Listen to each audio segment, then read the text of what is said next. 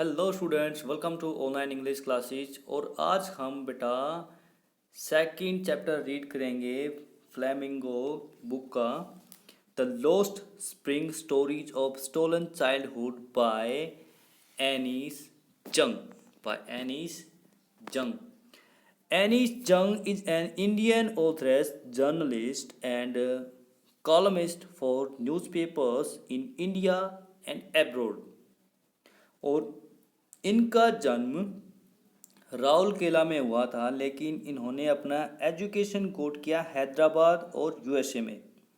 एनिस जंग began her literary career as writer and columnist for major newspapers of India, and this lesson has been taken from her book. This lesson has been taken from her book Lost Spring Stories of Stolen Childhood. And in this lesson, present a depressing picture of modern India. This lesson present a depressing picture of modern India. She gives a realistic description of the grinding poverty and pathetic condition of poor and innocent children like Sahib and Mukesh. Like Sahib of Simapuri and Mukesh of Firozabad. अब साहेब हैं वो दिल्ली में सीमापुरी के near एक कबाड़ इकट्ठा करने वाला है।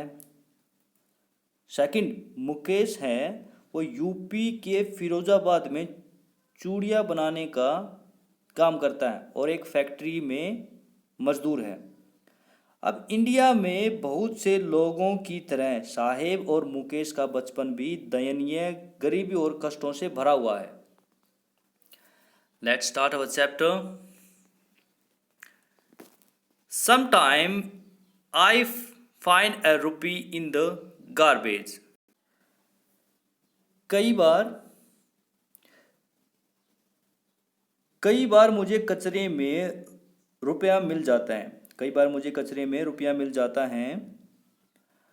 Why do you do this work? तुम यह काम क्यों करते हो? Why do you do this work? तुम यह काम क्यों करते हो?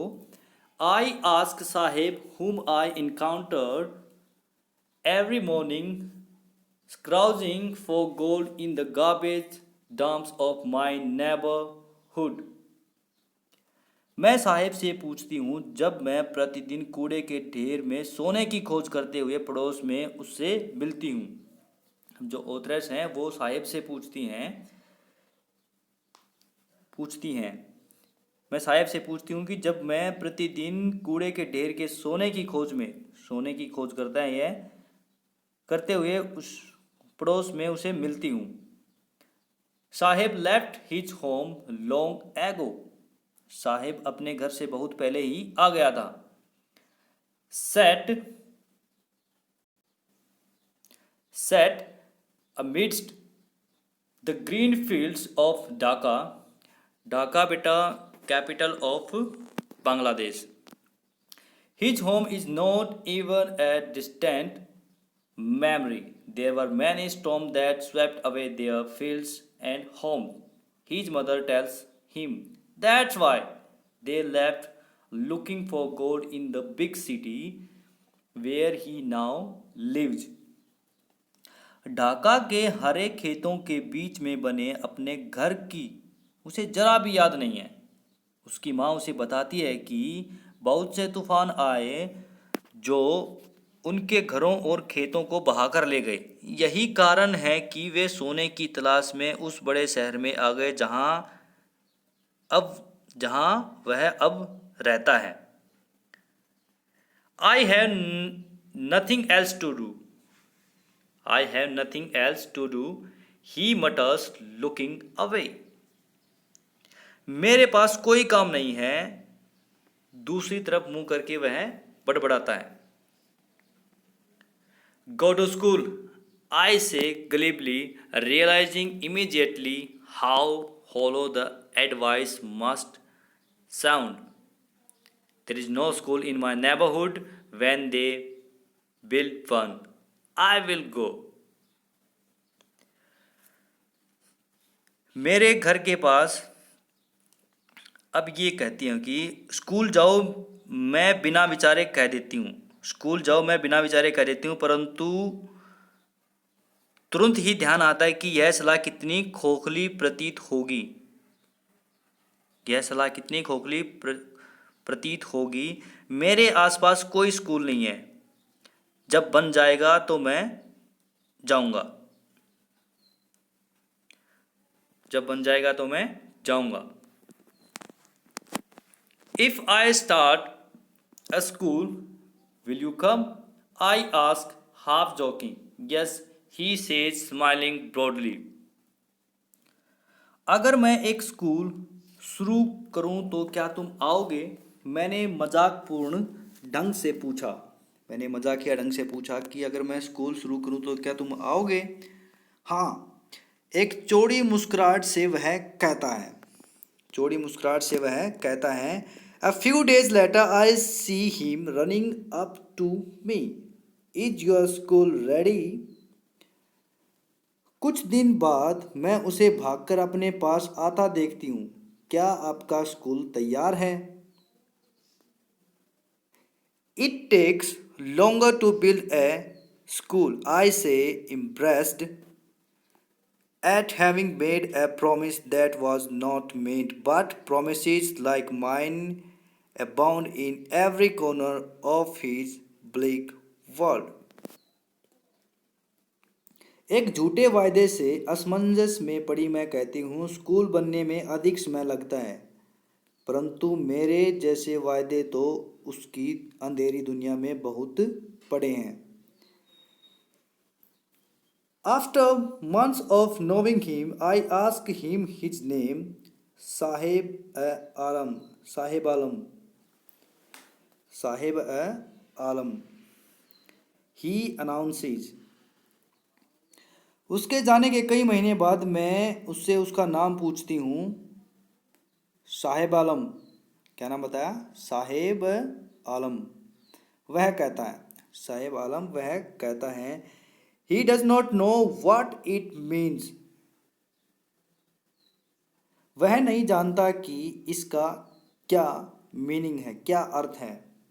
If he knew its meaning, Lord of the universe, he would have a hard time believing it, unaware of what his name represents. He roams the streets with his friends, an army of barefoot boys who appear like the morning birds and disappear at noon. Over the months I have come to recognize each of them. Over the months I have come to recognize each of them. अगर वह इसका अर्थ जानता होता कि संसार का स्वामी, ब्रह्मांड का स्वामी, तो उसे विश्वास करना मुश्किल हो जाता। अगर वह अपने नाम को जानता कि इसका मतलब ब्रह्मांड का स्वामी है, इसके नाम का मतलब साहिब आलम का मतलब ब्रह्मांड का स्वामी है, तो उसे विश्वास करना मुश्किल हो जाता। उसके नाम के अर्थ से अभिन्न है, वह अपने नाम के अर्थ से अनजान है। वह अपने मित्रों के साथ घूमता रहता है। यह नंगे पैर वाले लड़कों की एक ऐसी सेना है जो सुबह पक्षियों की तरह नजर आती है और दोपहर होते होते गायब हो जाती है। कई महीनों के बाद अब मैं उनमें से प्रत्येक को पहचानने लगी हूँ, उनमें से हर एक को जानने लगी हूँ। Why aren't you wearing chappals? I ask one. तुमने चप्पल क्यों नहीं पहन रखी है? मैं उनमें से एक से पूछती हूँ। My mother did not bring them down from the shelf, he answers simply. मेरी माँ ने उन्हें शेल्फ से नीचे नहीं उतारा। वह सादा सा उत्तर देता है, वह सिंपल सा उत्तर देता है। Even if she did, he will throw them off adds another who is wearing shoes that do not match. When I comment on it, he shuffles his feet and says nothing. I won't touch. I want shoes, says a third boy who has never owned a pair all his life. Traveling across the country, I have seen children walking barefoot in cities on village roads. यदि वह उतार भी देती तो ये उनको फेंक देता। एक दूसरा कहता है कि अगर उतार भी देती उसकी मम्मी शेल्फ से चप्पलों को तो ये उसको फेंक देता। जो ऐसे जूते पहने हुए हैं जो एक दूसरे से मेल नहीं खाते। जब मैंने इस पर टिप्पणी की तो वह कुछ नहीं कहता, बस एक पैर से दूसरे पर खड़ा होता है। मुझे जूते चाहिए। एक तीसरा लड़का कहता है जिसने अपने जीवन में कभी जूते नहीं पहने थे। अब देश का भ्रमण करते हुए मैंने शहरों में गांव की सड़कों पर नंगे पैर घूमते बच्चों को देखा है। नंगे पैर घूमते हुए बच्चों को देखा है। It is not lack of money but a tradition to stay barefoot is one explanation. I wonder if this is only an excuse to explain away a perpetual state of poverty. यह स्पष्टीकरण यह है कि यह पैसे की कमी के कारण नहीं है, बल्कि नंगे पैर रहना परंपरा के कारण है। मैं हैरान हुई कि क्या यह लगातार चलती गरीबी को उचित ठहराने का बहाना है। I remember a story. A man from I remember a story.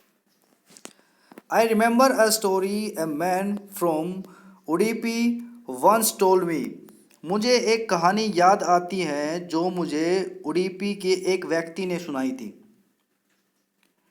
As a young boy, he would go to school past an old temple where his father was a priest. He would stop briefly at the temple and pray for a pair of shoes.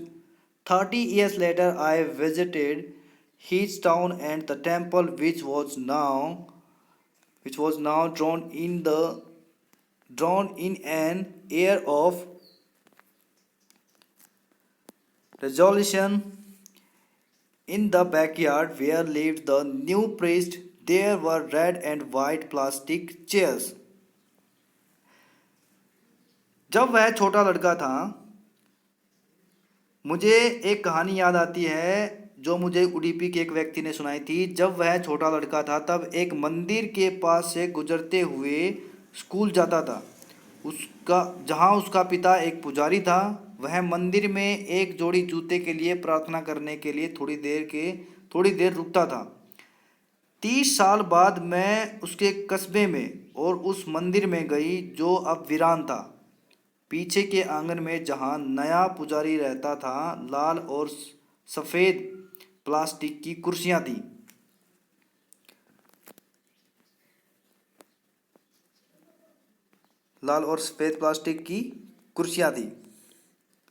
A young boy dressed in a grey uniform wearing socks and shoes arrived, panting, and threw his school bag on a folding bed. Looking at the boy, I remembered the prayer another boy had made to the goddess when he had finally got a pair of shoes. Let me never lose them. The goddess had granted his prayer. Young boys like the son of the priest who wore shoes, but many others like the rag pickers in my neighborhood remain shoeless.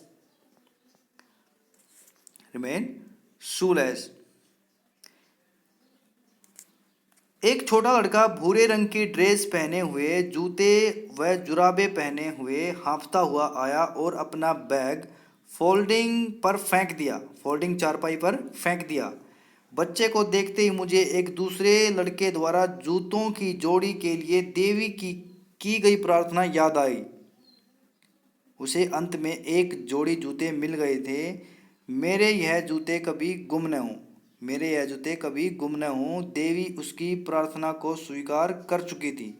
नौजवान लड़के अब पुजारी के बेटे की तरह जूते पहनते थे, परंतु मेरे पड़ोस के कचरा उठाने वालों की तरह और भी हैं जो जूतों के बिना रहते हैं, जो जूतों के बिना रहते हैं।